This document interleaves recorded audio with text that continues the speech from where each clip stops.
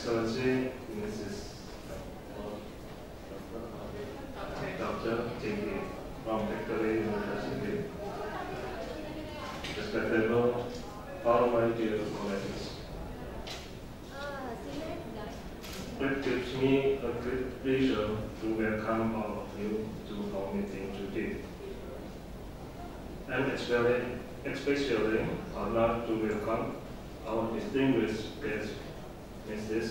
Dr. Jing from Victoria University. And I'm thankful to you, Mrs.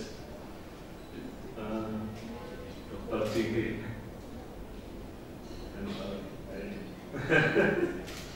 For your visit at Program of Information Technology and Computer Science, University of Malaysia. Today we gather here to listen, share, and learn from each other's ideas, knowledge, and experience across institutional and cultural process, as well as to explore the possibility of having joint collaborations in the future. As we are all aware, our institution, the Program of Information Technology and Computer Science, University of Malaysia, is new, about 3 years old, but rapidly growing level programs. We are currently offering 3 undergraduate degree programs. Those are Informatics or Computer Science, Information System, and Computer System. The total number of students in our program at the moment is about 4,000 students. To support in the students' needs, we are developing new infrastructure, optimizing the existing ones, and improving the quality of our management. We have 8 laboratories for teaching and research purposes. These are basic computer laboratory, computer networks, software engineering, intelligent computing, information system, game laboratory, computer system and robotics, and mobile application. Mr. Budi is the chairman of basic computer laboratory.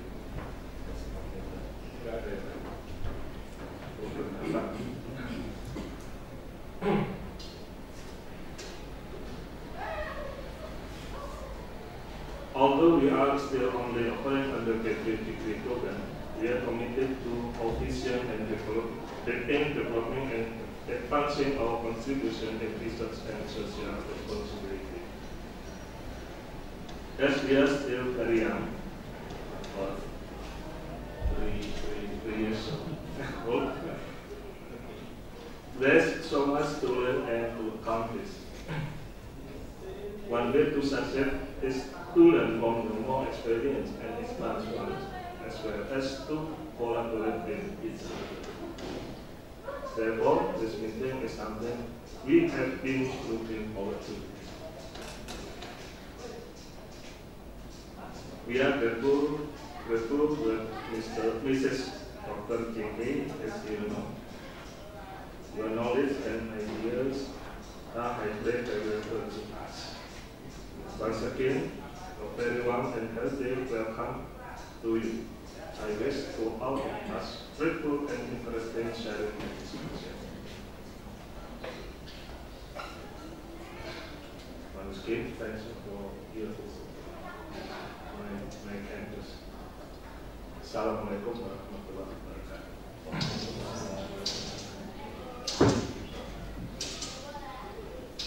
and today's welcoming speech by Dr. Jing He from Victoria University.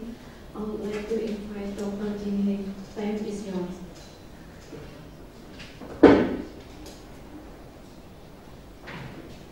Morning, everyone. It's my great pleasure to come here. You know, this is the first time for me to come to Indonesia. I very enjoyed the trip, and thank you for the welcome workshop. And I am very pleased to see every face. The new friends, and I hope my visiting will build a gap, build a new bridge to, fill the gap between the two universities, BU and the VU. I think we are targeting with some Asia market for a long time, and this will be a very, very beginning for us, to explore some opportunity between BU and VU in terms of technology, information technology and computer science. So we are very exciting actually. So if there is anything we can find a good way to build the collaboration, we are very happy to do so. Okay, and in terms of the research, actually my first PhD student is from Indonesia. It's a very, very good coincidence, he is very talented actually, and I think he will achieve a lot of after he finished his PhD in my group. And I think in this case can extend to every single student from BU as well. BU has a good quality for teaching and research. If we can expand this collaboration, we can influence more people and give the future for more students. So that's the reason why I come to BU and build the further collaboration, so we can benefit the future students more and more. And that's it. I think I will enjoy to listen to you introduction for this university later on, and I will spend the following 2 weeks in this university. Yeah, I'm looking forward to collaborating with all of you. Thank you.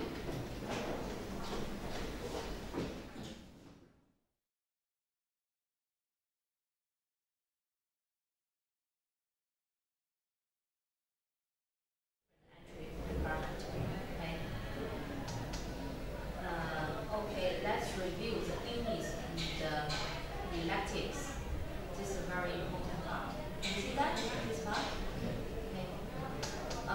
First one is an introduction to computer systems, programming principles, computer network concept class, communication information management. Actually, because we have the 6 semesters, so at the same time, normally we run 12 courses in the college at the same time. And we have for example, year 1, semester 1, at the same time, the college will run the semester 1 for year 1, and semester 1 for year 2, and semester 1 for year 3. So those 12 courses are, currently running in the first semester. Normally,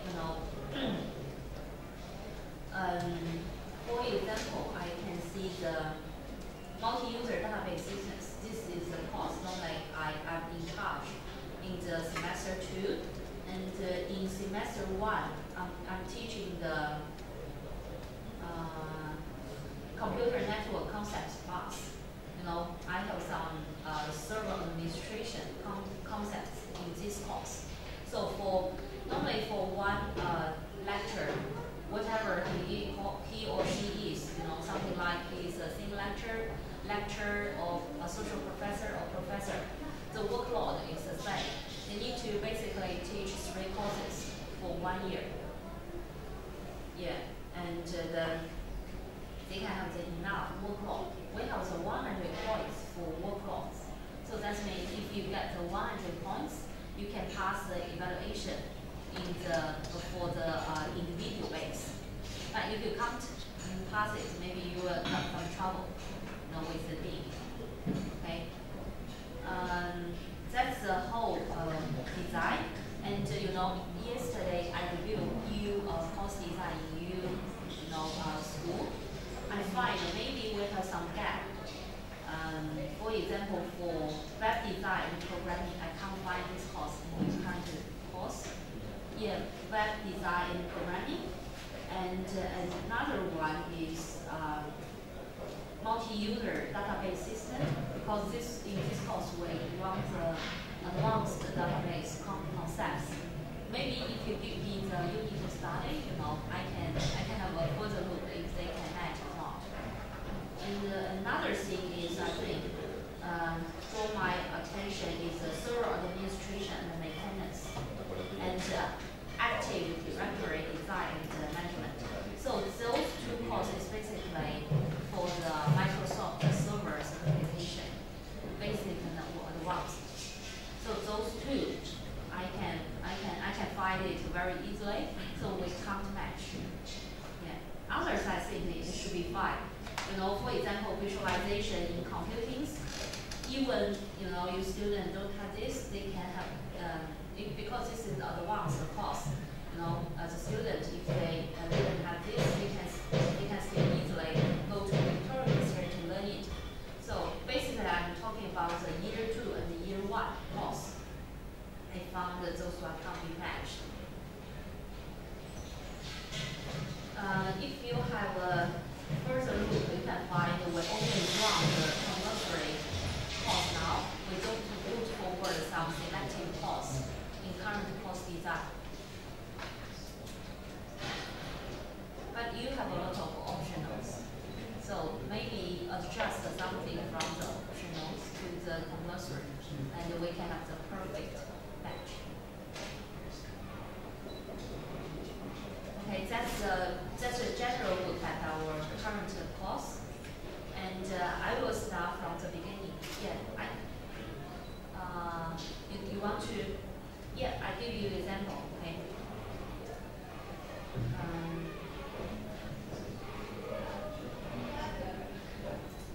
Yes, I will let you know later on. Okay.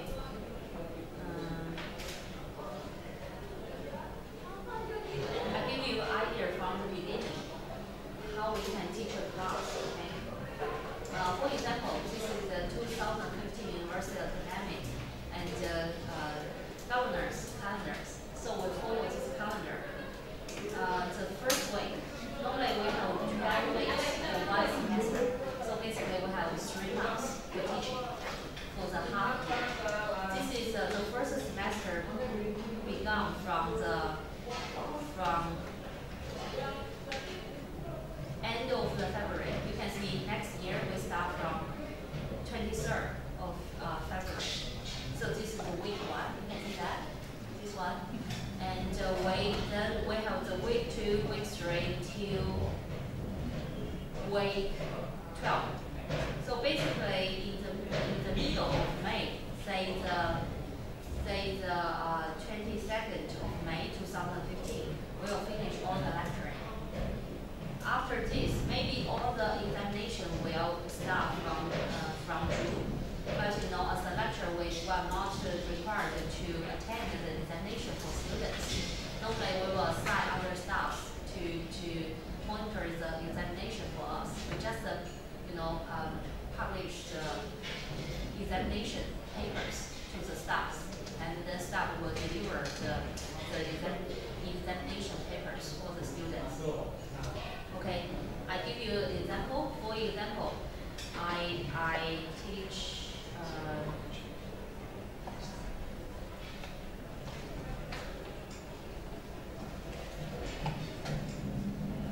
I teach ECB 2225 last semester. The name of this course is the multi-user database system. Okay. Normally we have the 2 hours lectures every week, just the 2 hours, and we have 1 hour tutorial. Tutorial is basically is like the one-to-one tutorial. So the student is free to answer any questions. So it's only for 1 hour per week. And in this class, in the lecture room, I have 200 students. But for the tutorial class, I only allowed to have 20 class for each. So that means they are separated to 10 different groups. And then I can't teach all of them because normally for 1 week I need to have 10 times tutorials. So normally I teach only the first 2, and then I will assign my tutor to do that, the others. This was the tutorial. Tutorial basically is just answer some questions. I open one for you, and something like this. We have a lot of review questions. For database system, something like describe the types of facilities that you would expect to provide in a multi-user database management system. We have the review questions. We have the exercise as well.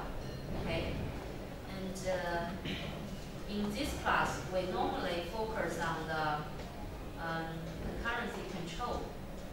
Okay, I give you an example for the concurrency control part as well. They can do, besides the review questions, they can do more complicated exercises as well.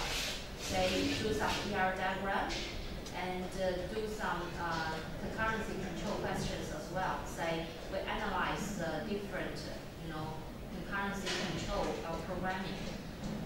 This is the tutorial part. For lecture part, we are running 2 hours lecture.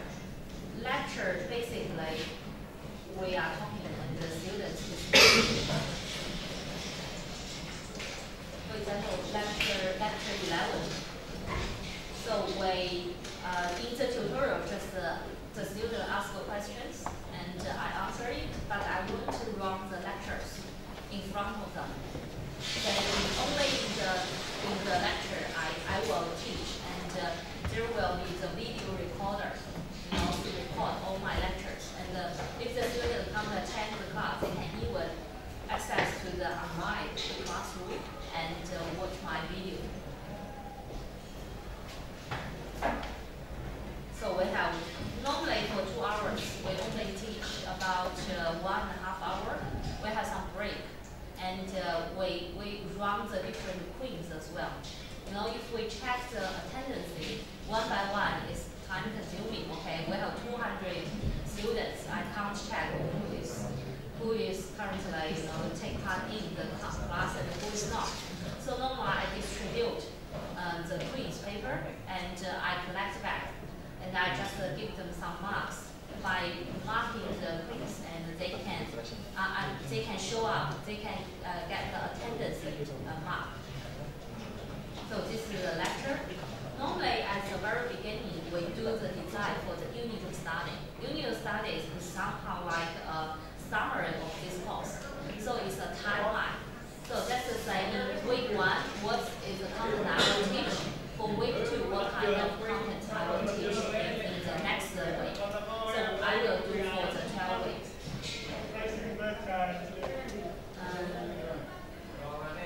I show you what is, for example, the course coordinator. From the beginning, now we are currently designed for the next semester begin from February next year, right? And the course coordinator will give me this. This is College of Engineering and Science. This is for semester 1. And my class is ECD 3135,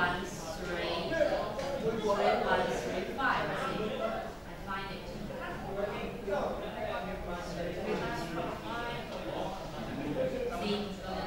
My lecture has been assigned for the Monday here. This is the lecture, ECB 3135 lecture. This room D714 is the last lecture room. So I will occupy from the 11 to 1. This is the lecture time. And I keep researching. And we have the lab as well. So this was assigned on Thursday. Thursday, normally the lab will be with a specific room.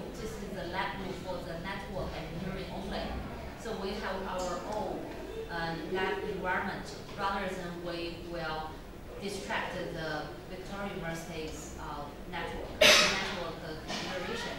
You know, I hear a story. You know, I visited the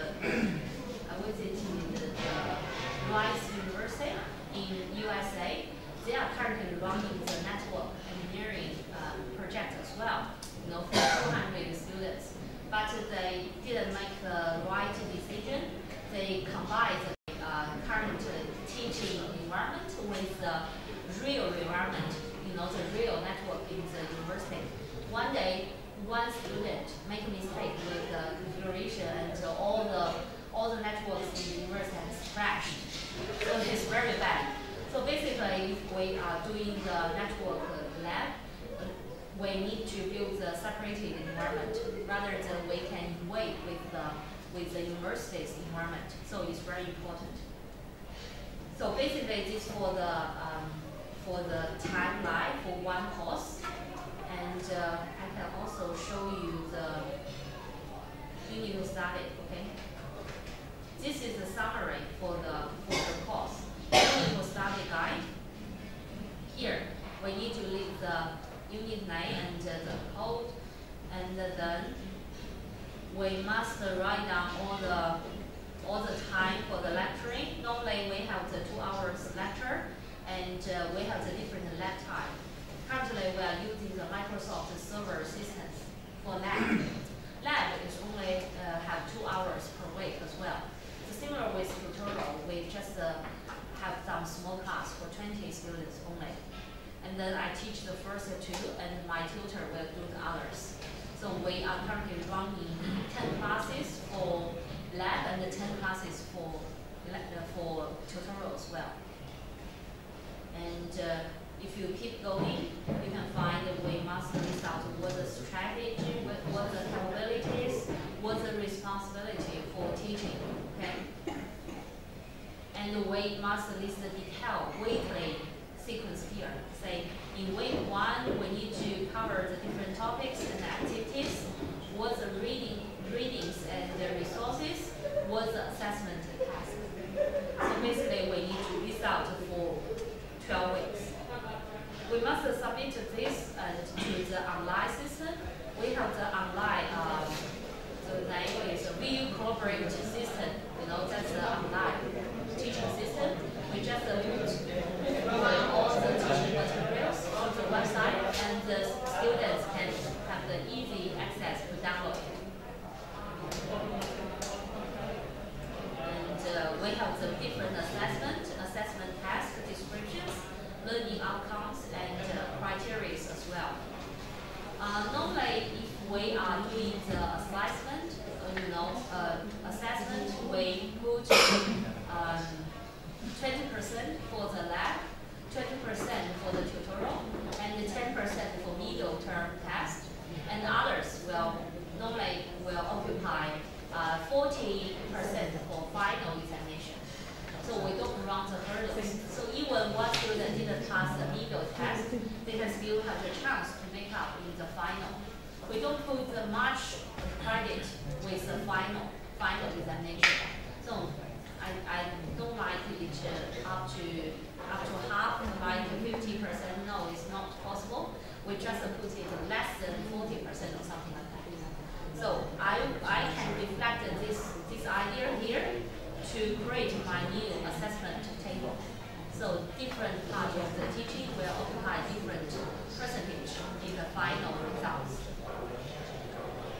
And this is about the design. And I would like to show you the lab design as well. Assignment. We have the different supposover, for the lab. We need to, lab is more likely is a kind of project. So I give him a project, and the student individually will implement it rather than the group work. Because group work is hard to determine the individual contribution. So I only do the individual assessment for the different students. And for the assignment, for database course, normally I only have one assessment rather than two. The first assignment normally is drawing a ER diagram. The second one normally is about the concurrency control. So that's it for the course. And something like this. This will be the final examination papers. You can see I have to balance the different contents. Normally, the first part is about ER diagram, and the other part is the basic concept for database system and the concurrency control as well. Okay? This is the final examination samples. I can also show you the cover papers. Yes, this is examination, cover paper. We want to be on site for the examination paper. After the teaching, normally I spend another half year focused on the research. So this examination will be delivered by another staff, in charge of the examination.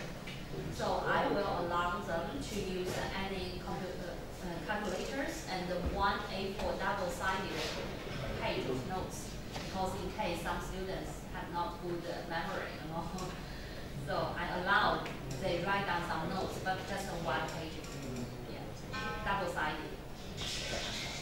I think that's it from my part. If you have any questions, just feel free to ask me.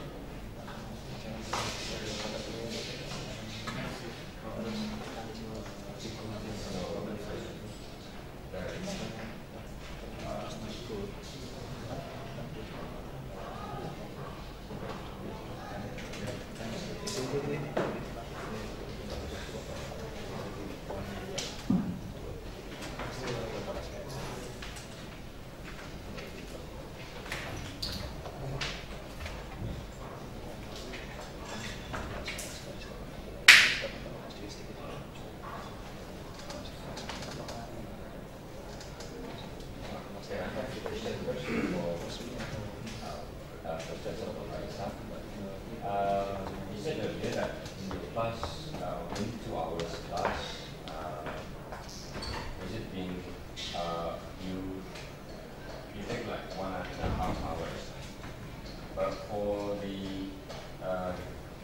most lecture, given using video, recorded video, is that right? Yes. So you did some recorded video before the class, or somehow you prepared the semester in advance? No, it's real time. For example, I'm teaching now, and the video is recording. Just the process of my teaching. So in the class, it's only not doing general teaching? In the class, we do the general teaching only. For the video is Just record my teaching. And the student can access my video after the class. after the class. So for that kind of 200 students, students can also in real time watch the video, or No, they can't get the real time. After the recording, after they the can recording? get access. It's just in case, some students cannot show up. So they can access to the records and do the comments. I see. So basically a class being recorded. Yeah. And currently, actually, we are running the online course for master students, because what I will talk about is just for the undergraduate student. For the master student, it's quite different. Normally, we can, as you have said, we can run the online teaching just before the class. We just, if I can show up, in case for the master student, because master students, master class is very small. We normally have 20 up to 20 students. Yeah. So I can record it and show them now. Rather than I teach in person.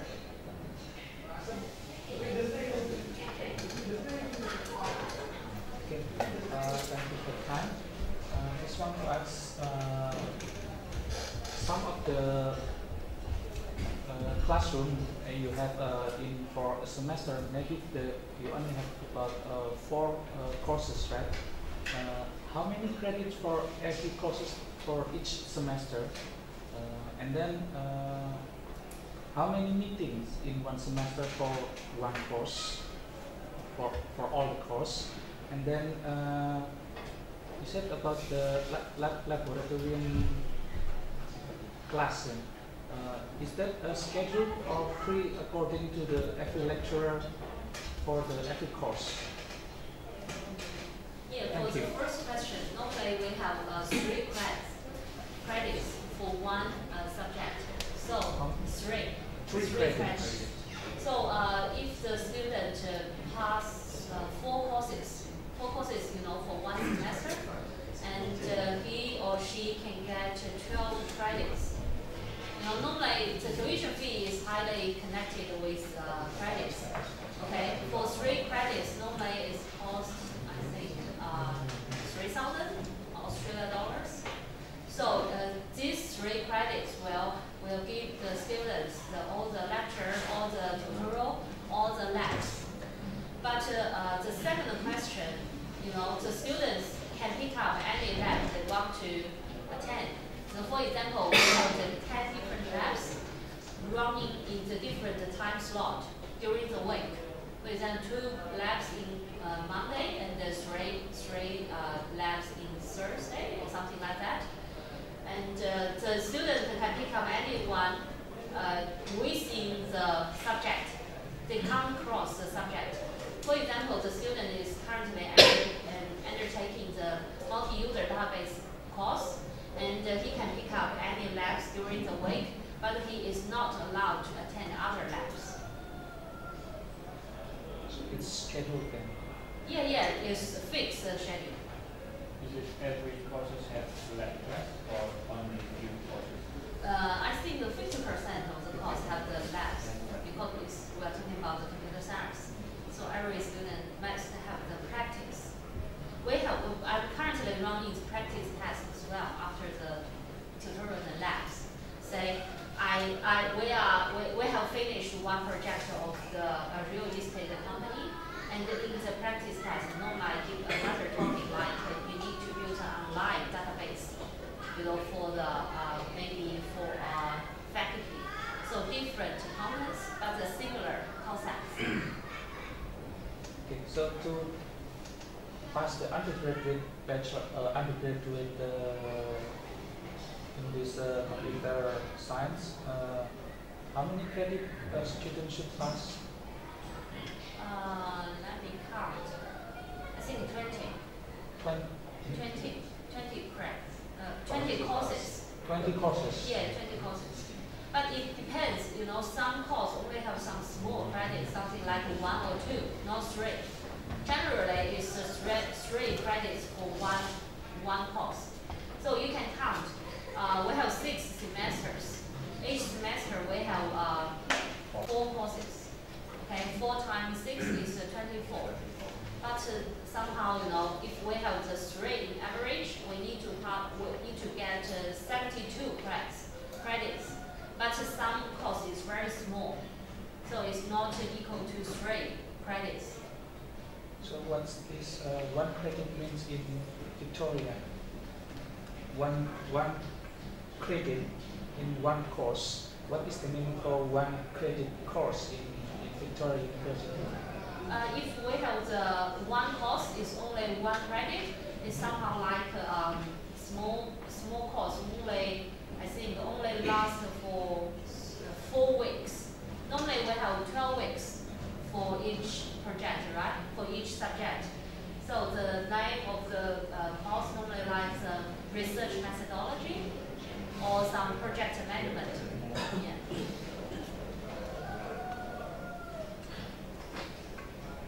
Last question. That's fine. Okay. I see some reading in Australia university sometimes that this one is an undergraduate program, right? Sometimes there's when graduate from undergraduate, sometimes there's 2 degree with the undergraduate honors with honors. They say that the one with honors is equal with our undergraduate year, but or we can continue our study into the master degree only with the honors degree, but the one with honors degree, it's almost the same like a diploma probably here. It's not quite same, I think. Honors, it's not everyone can take honors class. Only I think the top 10% student can have the option to undertake the honors degree. Honors degree is like, if you want to change to PhD, it's very simple. You're not necessary to undertake a master degree. So that means 3 years for undergraduate student plus 1 year for honors. You have to do 4 years, right? And then you can continue to do PhD within the following 3 or 4 years. So shorten your time for study. So normally, if you don't do the honors, you have to do 3 years undergraduate plus 2 years for master, it's total 5 years, right? And then you can apply for PhD. But only top 10 students can do something like that and undertake the honors study.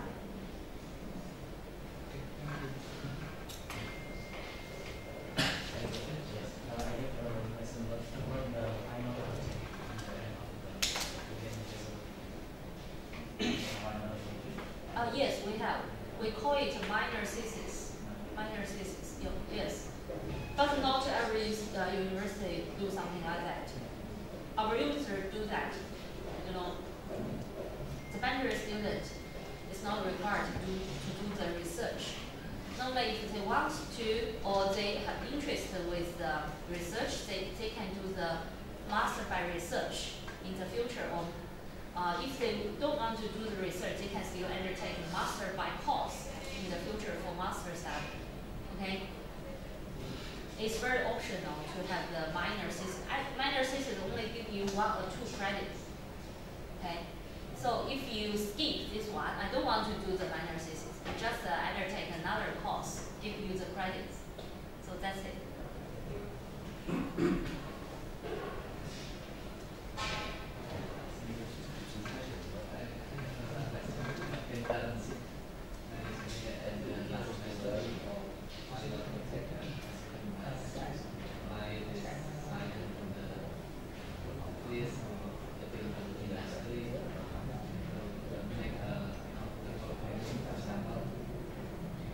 Yes.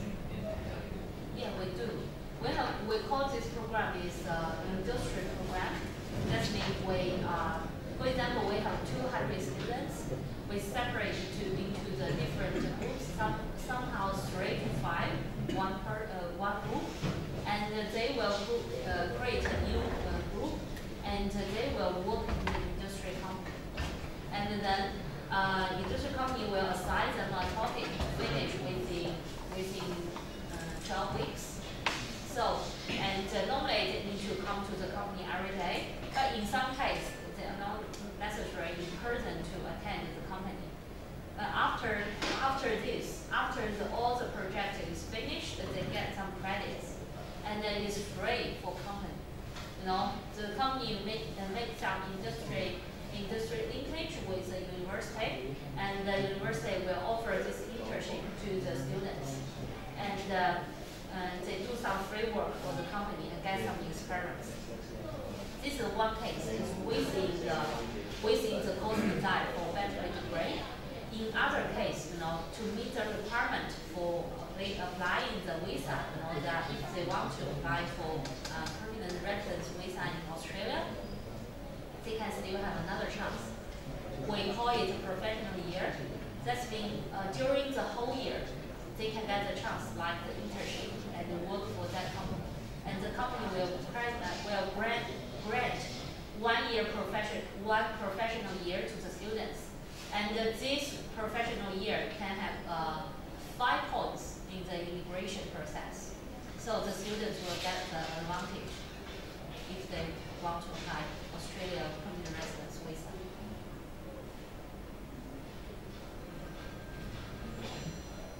Maybe the last one from me. Just to make it clear that all of the courses in EU is compulsory. There's no elective courses. No, currently we run the elective courses. So everything is compulsory.